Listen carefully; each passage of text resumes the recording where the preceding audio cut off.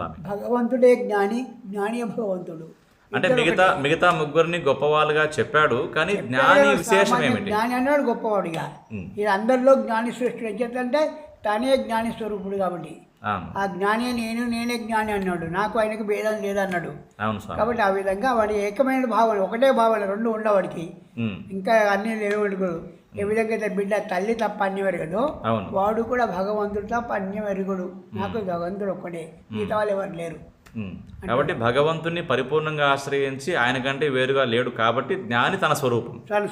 మిగతా ముగ్గురు ఆయా వస్తువుల్ని పట్టుకుని ఉన్నారు కాబట్టి వాళ్ళు కొంచెం వేరుగా ఉంటారు, కానీ వాళ్ళు కూడా గొప్ప వాళ్ళే. వాళ్ళు కూడా గొప్ప వాళ్ళు కాదని కాదు, వాళ్ళు కూడా ఎప్పటికైనా జ్ఞాని అవుతారు. అంటే పరిణామ క్రమంలో వాళ్ళు జ్ఞానిగా మారాల్సిందే. కాలానుగుణ్యంగా వాళ్ళలో పరిపక్వతను బట్టి పరిపక్వత చేసి వాళ్ళు కూడా, అంటే వాళ్ళ మనసు అనేది కొంచెం పరిపక్వత రావాలి కదా. ఇప్పుడు బాహ్య వస్తువులు కోరుతున్నాడు, తర్వాత భగవంతుడు కోరుకుంటాడు. ఆ పరిపక్వత కాలానుగుణ్యంగా గీతలో చెప్పాడు కదా. ఆ జ్ఞానం అనేది కాలానుగుణ్యంగా వాడికి ఆత్మస్థితిని ప్రసాదిస్తుంది. అవును, సకాలే నేహ అంటాడు కాబట్టి కాలేనాత్మని విందతే అంటాడు. అంటే ఆ శ్లోకం జ్ఞాపకం వస్తుంది నాకే సమయానికి.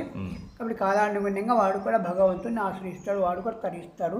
అందుకని వీళ్ళు గొప్పవాళ్ళే. అందుకని నలుగురు కూడా గొప్పవాళ్ళే అని భగవంతుడు ఈ యొక్క శ్లోకం యొక్క వివరణ చేశాడు.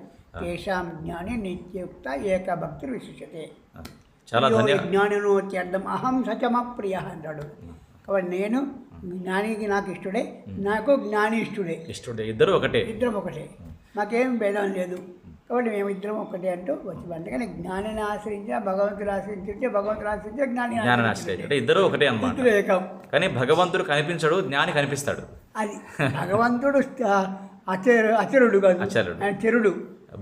జ్ఞాని సచలుడు, జ్ఞాని చెరుడు, భగవంతుడు అచరుడు. ఆయన తిరుగుతుంటాడు, శరీరంలో ఉంటాడు. చాలా ధన్యవాదాలు స్వామీజీ ఈ ప్రశ్నకు సమాధానం చెప్పినందుకు.